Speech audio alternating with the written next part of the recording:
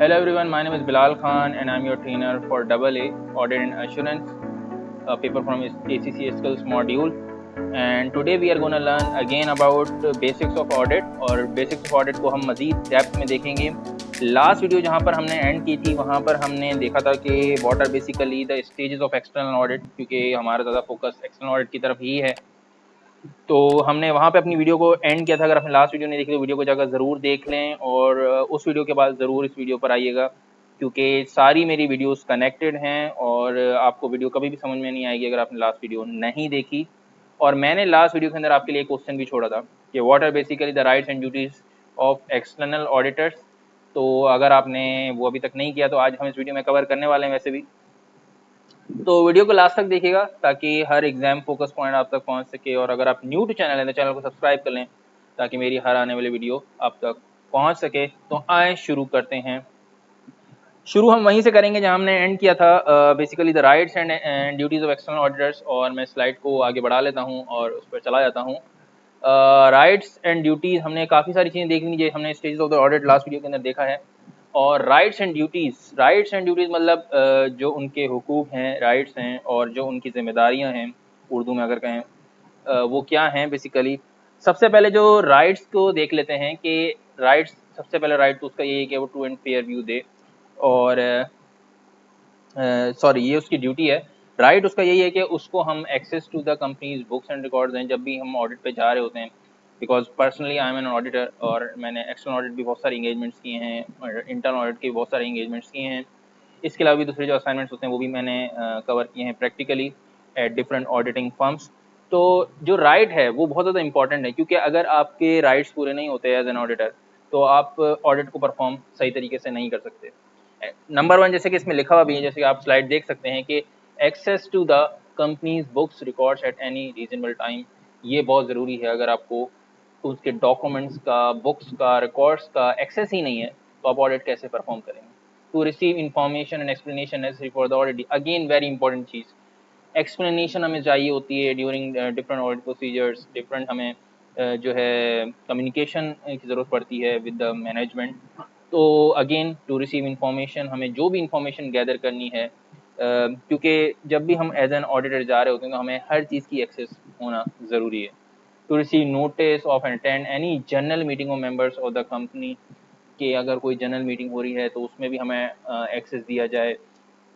To be heard at such meetings on matter of concern to the auditor, कोई भी अगर ऐसा significant matter है, कोई इंपॉर्टेंट मैटर है जिसका हमें मैनेजमेंट को बताना है या मैनेजमेंट को हमें बताना है, तो उसको भी हमें सुना जाए, हमें कंसिडर किया जाए, हमें रिस्पेक्ट दी जाए उन चीज़ों के अंदर. These are basically the rights of the external auditors. सही है.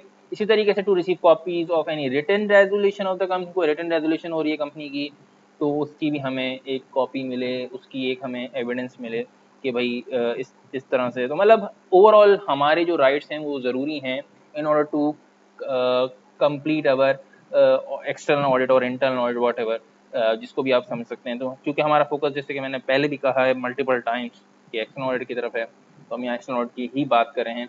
तो ये चीज़ें बहुत ज़रूरी हैं कि ऑडिटर की जो राइट्स हैं वो पूरे हो रहे हों. नेक्स्ट हम चलते हैं ड्यूटीज़. ड्यूटीज़ सबसे इंपॉर्टेंट एक्सटर्नल ऑडिटर का क्या है. आपको जैसे मैंने लास्ट वीडियो में भी एक क्वेश्चन छोड़ा था कि आप सोचिएगा इसके बारे में कि what is basically the right of an external auditor. जैसे कि पुलिस का क्या राइट होता है कि जब भी कोई क्राइम हो तो उसको, उसका राइट क्या होता है कि उसको सारी इंफॉर्मेशन का एक्सेस हो, उसको सारी चीज़ों का पता हो, तभी वो एक फेयर डिसीजन ले सकता है. इसी तरह से जो ड्यूटीज़ हैं, जो ड्यूटीज़ ही ऑडिटर तब पूरी कर सकता है जब उसके राइट्स पूरे हो रहे हों.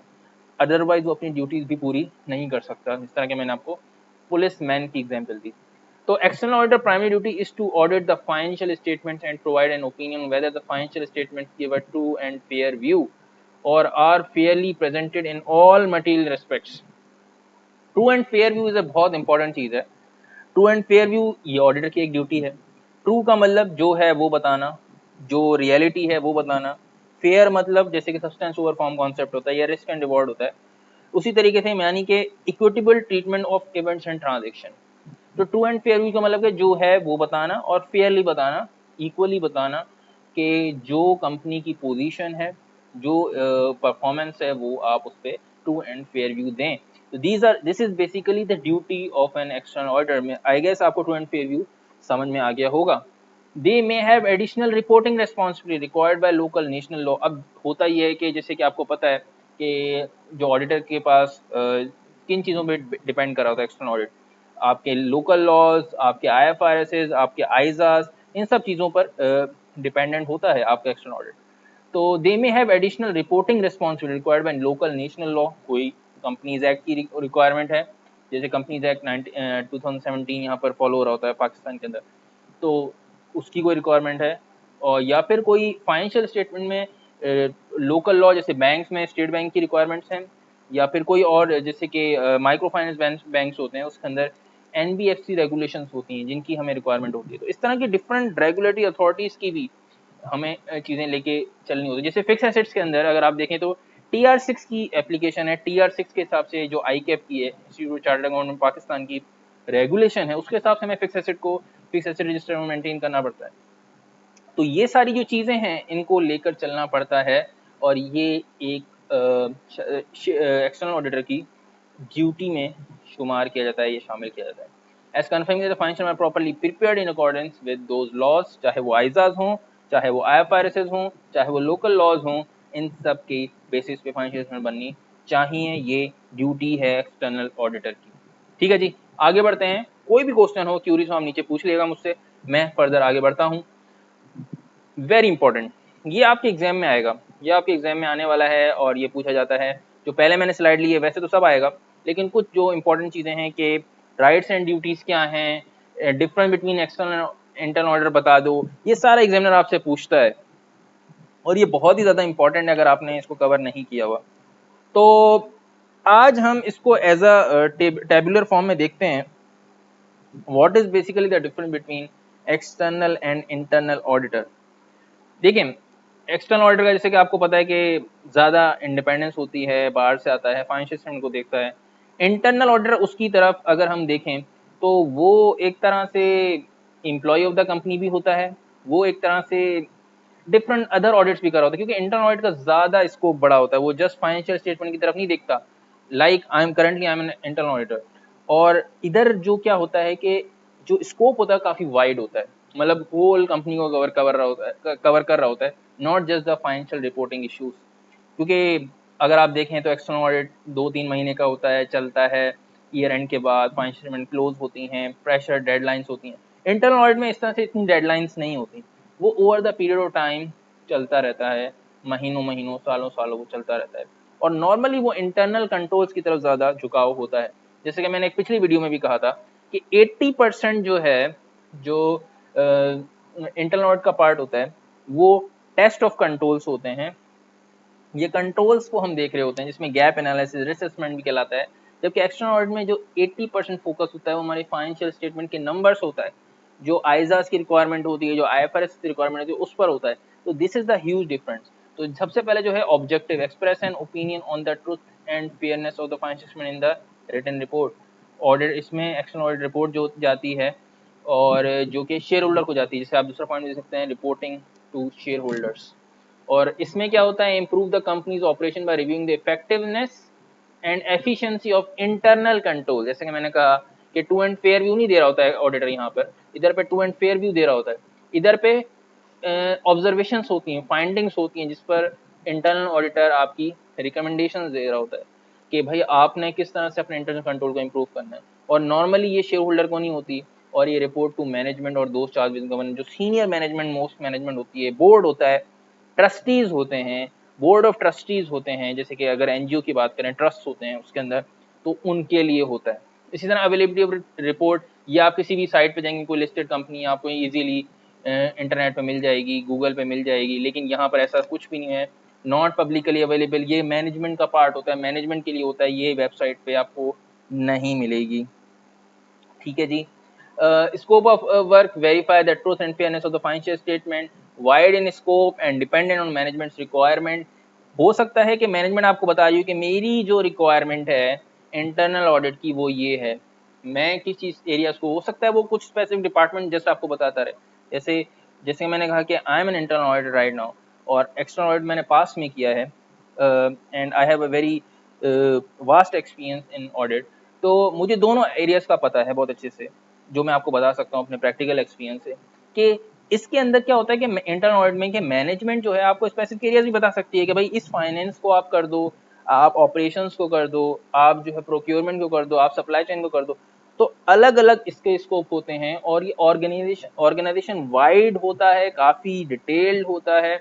और इसके अलावा इसमें बहुत सारे और भी स्कोप होते हैं, जैसे ऑपरेशनल ऑडिट हो गए, वैल्यू फॉर मनी ऑडिट हो गए, फाइनेंशियल का सिर्फ जस्ट में ऑडिट कराना है, फाइनेंस का कराना है, एचआर का कराना है, तो इसमें बहुत सारी चीज़ें होती हैं। और इसमें इंटरनल ऑडिट में एक और भी मसला होता है कि कभी कभी क्या होता है, इन हाउस इंटरनल ऑडिट होता है। इन हाउस इंटरनल ऑडिट है तो इंडिपेंडेंस भी कम होगी, क्योंकि वो आपकी मैनेजमेंट का ही पार्ट है, आपका एज ए एम्प्लॉय काम कर रहा है, जबकि एक्सटर्नल ऑडिट में ऐसा नहीं होता, एम्प्लॉय नहीं होता। और यहाँ पर आपको नॉर्मली शेयर होल्डर को ही रिपोर्ट करना होता है, शेयर होल्डर ही आपकी सैलरी डिसाइड करता है। और इसके अलावा जो लिस्टेड एंटिटीज होती हैं इंटरनल ऑडिट में, मजीद बताता चलूँ कि पब्लिक लिस्टेड कंपनीज हैं, वहाँ पे रिक्वायरमेंट है बाकायदा, क्योंकि इसमें तो हम आइजास को फॉलो कर रहे होते हैं, इंटरनेशनल स्टैंडर्ड्स ऑन ऑडिटिंग को, जबकि इसके अंदर इसके सेपरेट IIA जिसे भी कहते हैं, इंटरनल ऑडिट स्टैंडर्ड्स हैं, जिनको आप गूगल करेंगे तो इजीली मिल जाएंगे आपको। तो उसमें कुछ रिक्वायरमेंट्स हैं, जैसे इंटरनल ऑडिट चार्टर की रिक्वायरमेंट है, या फिर जो आपका चीफ इंटरनल ऑडिटर होता है, जो कि हेड होता है इंटरनल ऑडिट डिपार्टमेंट का, उसकी रिक्वायरमेंट है क्वालिफिकेशन की, कि वो चीफ सर्टिफाइड, जो इसकी क्वालिफिकेशन है सर्टिफाइड इंटरनल ऑडिटर्स, उसकी रिक्वायरमेंट भी है इस स्टैंडर्ड के अंदर। तो इसकी और इन दोनों में थोड़ा ज़्यादा फ़र्क है, मतलब ये कुछ एरियाज़ को ही देख रहा होता है मैं कहूँगा, और ये काफ़ी वाइड होता है, दिस कवर्स एवरीथिंग। लाइक इसमें अगर आप शामिल करना चाहें कोसो फ्रेमवर्क, जिसे आपने बड़ा सुना होगा, कोसो फ्रेमवर्क, या फिर सर्बेंस ऑक्सले का जो कोसो फ्रेमवर्क है इसकी वजह से अराइज होता है, तो वो भी आप इसमें कवर कर सकते हैं। और अगर इन हाउस है तो ऑब्वियसली इंटरनल ऑडिटर की इंडिपेंडेंस आप कह सकते हैं कि कम होती है।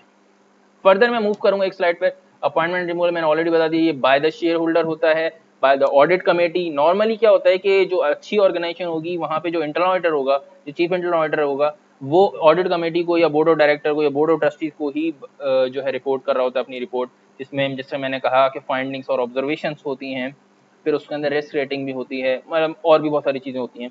तो वो नॉर्मली ऑडिट कमेटी या बोर्ड ऑफ डायरेक्टर या बोर्ड ऑफ ट्रस्टीज को ही रिपोर्ट कर रहा होता है, जबकि ये शेयर होल्डर को कर रहा होता है। Relationship with the company must be independent of the company, must be may be employees of the company, क्योंकि आउटसोर्स भी कह सकता है कि जैसे कि अगर हम ऑडिट फर्म्स की बात करें कि नॉर्मली क्या होता है, ऑर्गेनाइजेशन आजकल आउटसोर्स कर देती है अपने इंटरनल ऑडिट फंक्शन को। उसकी रीज़न ये होती है कि जो ऑडिट फर्म्स होती हैं उनके पास ज़्यादा एक्सपर्टीज़ होती है, उनको ज़्यादा नॉलेज होती है, उनके पास ज़्यादा क्वालिफाइड लोग होते हैं। तो वो क्या करती हैं कि आजकल कंपनीज अपने इंटरनल ऑडिट डिपार्टमेंट को भी आउटसोर्स कर देती हैं। तो उस केस में जो चीफ इंटरनल ऑडिटर तो होगा नहीं, फिर क्या होता है, जो एंगेजमेंट पार्टनर होता है फर्म का, वो ही बेसिकली जो है इसको रिपोर्ट प्रेजेंट कर रहा होगा ऑडिट कमेटी को और बोर्ड ऑफ डायरेक्टर को। ठीक है, this was the I guess the best part और डिफरेंट बिटवीन, मतलब आपको क्लियरली समझ में आ गया होगा कि बेसिकली चल रहा क्या होता है एक्चुअल में। अब हम थोड़ा मजीद आगे बढ़ते हैं। एक कॉन्सेप्ट होता है statutory and non statutory audit. Normally जो स्टैट्यूटरी ऑडिट है बाय लॉ जो है वो पब्लिक लिमिटेड कंपनीज और प्राइवेट लिमिटेड कंपनीज को कराना पड़ता है, लोकल लॉ हो या ग्लोबली आप कह सकते हैं, तो उसको कराना पड़ता है। लेकिन जो NGOs वगैरह होती हैं उनमें रिक्वायरमेंट नहीं होती हैं। NGO यानी not for profit organization, like Edhi हो गया, चीपा हो गया पाकिस्तान में, या भी कोई चैरिटी हो गई, जैसे कि सिन्हा वेलफेयर ट्रस्ट एक यहाँ पे है, या फिर आप और भी सकते हैं आगा खान हो गया मे बी। तो वो उनको जो है रिक्वायरमेंट नहीं है ऑल्दो, बट उनको वो फिर भी करवाते हैं just to improve their internal controls, और यू कैन से, और जो है वो अपना जो है फाइनेंस के नंबर्स को इम्प्रूव करना चाहते हैं। तो दीज आर तो उसमें ये होता है हमारा स्टैट्यूटरी नॉन स्टैट्यूटरी ऑडिट। अगर आपसे एग्जामिनर पूछता है तो आपको आइडिया होना चाहिए। नेक्स्ट मूविंग टूवर्ड्स की हमने ऑलरेडी कवर कर लिया ऊपर कि IFRS, ISAs, companies audit and local laws prevailing in the country जो भी हैं, यानी कि यहाँ पे जैसे कंपनीज एक्ट मैंने पहले भी रेफर किया, कंपनीज एक्ट 2017 है पाकिस्तान में, इसको फॉलो करना पड़ता है हमें ड्यूरिंग द एक्सटर्नल ऑडिट। तो होपफुली आपको ये सारी बातें समझ में आ रही होंगी। फिर भी अगर कोई कन्फ्यूजन हो तो मुझसे नीचे पूछ सकते हैं। इन लास्ट मैं बहुत ज़्यादा इंपॉर्टेंट एक और पॉइंट पे जाने वाला हूँ आज इस वीडियो के अंदर, कि बहुत सारे लोगों को कन्फ्यूजन होती है, बहुत सारे क्वेश्चंस आते हैं कि बेसिकली सर ये audit, review, agreed upon procedure, इनमें डिफरेंस क्या होता है? आपने पहले बताया कि एब्सोल्यूट अश्योरेंस होती है, रीजनेबल अश्योरेंस होती है, ये तो बात हमें समझ में आ गई।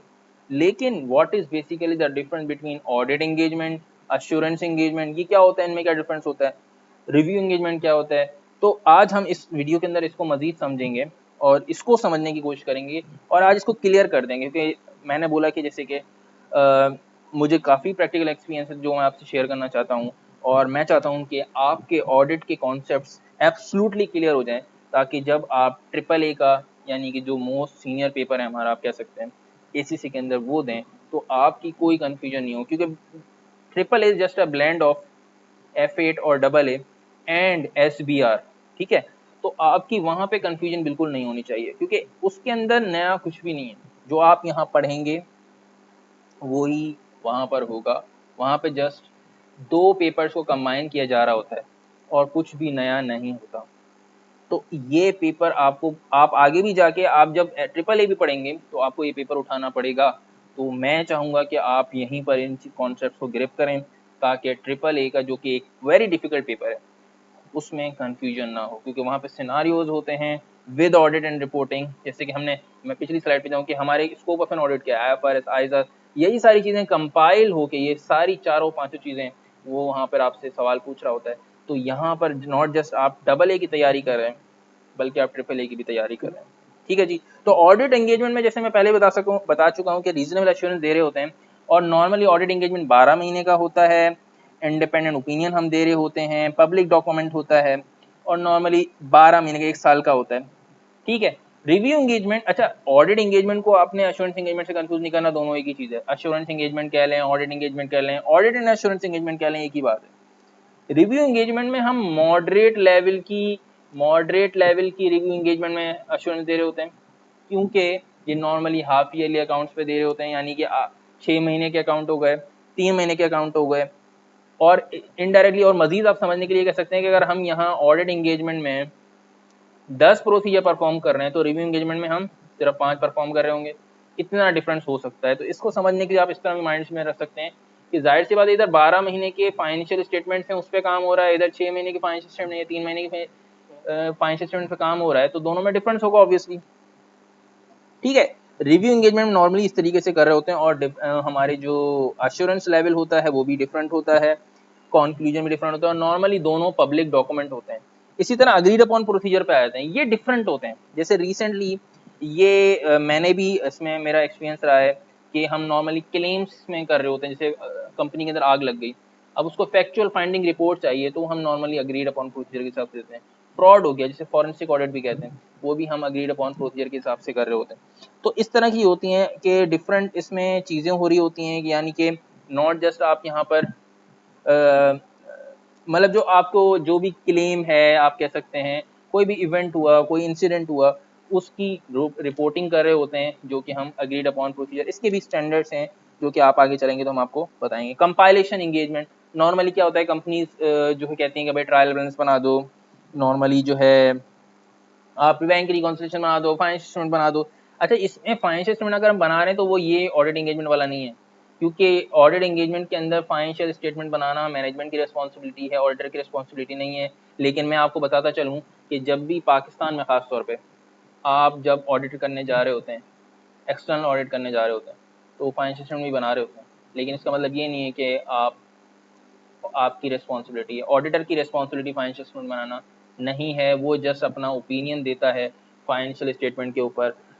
ऑडिटर की रिस्पॉन्सिबिलिटी बिल्कुल भी नहीं है। लेकिन कंपाइलेशन एंगेजमेंट में आप फाइनेंशियल स्टेटमेंट भी बना के दे रहे हो सकते हैं, बैलेंस शीट बना के दे रहे हो सकते हैं, सेल्स लेजर बना के दे सकते हैं, ट्रायल बैलेंस बैंक, बहुत सारी चीज़ें आप कर सकते हैं। तो दिस इज बेसिकली, और या फिर आप आउट स्टेशन आपको भेज दिया, भाई ये हमारी एक अकाउंटिंग का असाइनमेंट है, आपको वहाँ भेज दिया। और इस तरह से हम recently during my practical experience मैंने बहुत देखा है, और मैं देखता रहता हूँ ऐसी चीज़ें कि ऐसे असाइनमेंट आ रहे होते हैं। तो उनको बस हमने इन 4 कैटेगरीज में डिवाइड करना होता है, या तो वो ऑडिट एंगेजमेंट होगा, या रिव्यू एंगेजमेंट होगा, या एयूपी होगा, या फिर कंपाइलेशन एंगेजमेंट होगा। अच्छा, कुछ लोगों को कंफ्यूजन होता है एयूपी और कंपाइलेशन में, बहुत होता है। इधर देखिए नॉर्मली रिपोर्टिंग हो रही होती है, इसमें रिपोर्टिंग हो रही होती है जिसे हम फैक्चुअल फाइंडिंग रिपोर्ट कहते हैं। जैसे कि फ्रॉड हो गया, जैसे मैंने पहले एग्जांपल दी कि फ्रॉड हो गया, तो वो AUP के अंदर आ रहा होगा, आप उसमें फैक्चुअल फाइंडिंग रिपोर्ट देंगे, यानी कि आप 2+2 भी करेंगे और 2+2 करने के बाद उस पर कुछ प्रोसीजर्स भी अप्लाई कर रहे होंगे, लेकिन यहाँ पर आप सिर्फ 2+2 ही कर रहे होंगे, यानी कि बस आप जब उनकी जो अकाउंटिंग की रिक्वायरमेंट है, अकाउंट जिससे कि आजकल बहुत ज़्यादा कॉमन है कि अकाउंटिंग आउटसोर्सिंग, मतलब अकाउंटिंग डिपार्टमेंट आपने आउटसोर्स कर दिया, तो नॉर्मली कंपाइलेशन इंगेजमेंट में आता है, उस पर आप कोई रिपोर्टिंग नहीं दे रहे होते, ठीक है। काफ़ी लेंदी असाइनमेंट्स होते हैं, सालों साल चलते रहते हैं, ये नॉर्मली छोटे भी होते हैं बड़े भी होते हैं, दोनों देखे गए हैं, ये बड़े होते हैं, इंटरनल ऑडिट और बड़े होते हैं। तो इस तरीके से ये हमारी चीज़ें चल रही होती हैं और इस तरीके से हमारी डिफरेंट टाइप ऑफ इंगेजमेंट होते हैं और अदर असाइनमेंट्स होते हैं। तो ये होपफुली आपको कॉन्सेप्ट समझ में आए होंगे आज की इस वीडियो के अंदर।